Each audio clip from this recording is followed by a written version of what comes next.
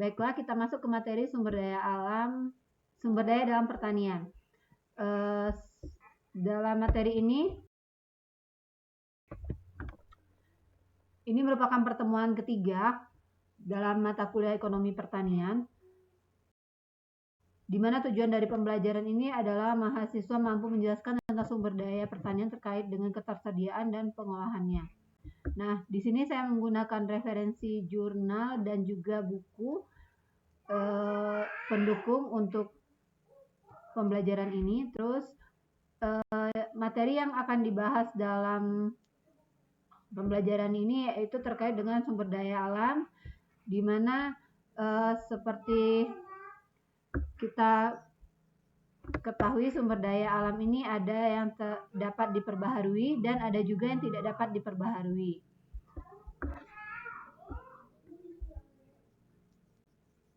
Nah, ini adalah sumber daya pertanian bisa berupa input atau faktor-faktor produksi dalam proses pertanian.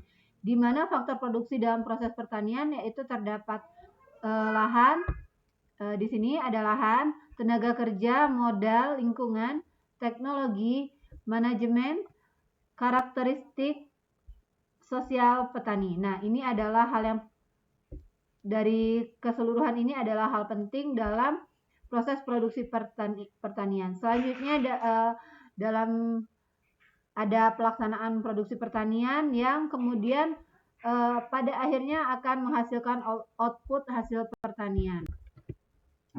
Berikut saya juga menampilkan data dari Badan Pusat Statistik Provinsi Bengkulu. Di sini ada link dari data yang saya ambil ini. Nah, ini adalah link dari Badan Pusat Statistik Provinsi Bengkulu tentang hasil penjacahan lengkap sensus pertanian. Di sini menampilkan jumlah lahan pertanian menurut kelompok luas lahan pertanian yang dikuasai dan jenis usaha pertanian di Provinsi Bengkulu tahun 2023. Selanjutnya, ini adalah minimnya lahan pertanian yang ada saat ini di Indonesia yang diakibatkan oleh pemukiman. Jadi sekarang sudah sedikit lahan pertanian, tetapi kita bisa memanfaatkan media lain untuk dijadikan sebagai media pertanian. Nah, ada juga tenaga kerja. Tenaga kerja ini sendiri ada tenaga kerja dalam keluarga dan tenaga kerja luar keluarga.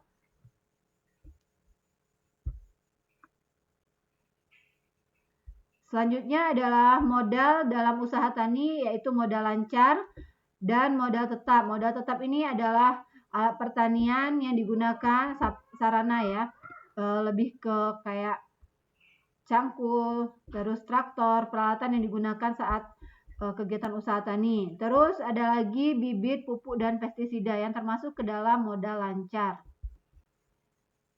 Ini adalah teknologi yang digunakan dalam pertanian.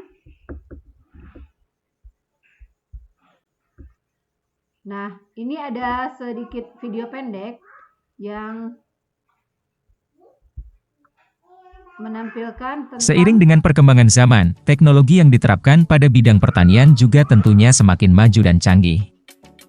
Hal ini ditandai dengan semakin banyaknya alat-alat dan mesin yang merupakan adaptasi teknologi multiguna yang memiliki beragam fungsi dan manfaat positif dalam bidang pertanian. Dengan adanya teknologi ini, kemajuan di bidang pertanian tentunya diharapkan akan semakin meningkat. Baik terhadap efektivitas waktu, biaya produksi, proses budidaya, perawatan, hingga kepada proses panen dan pasca panen.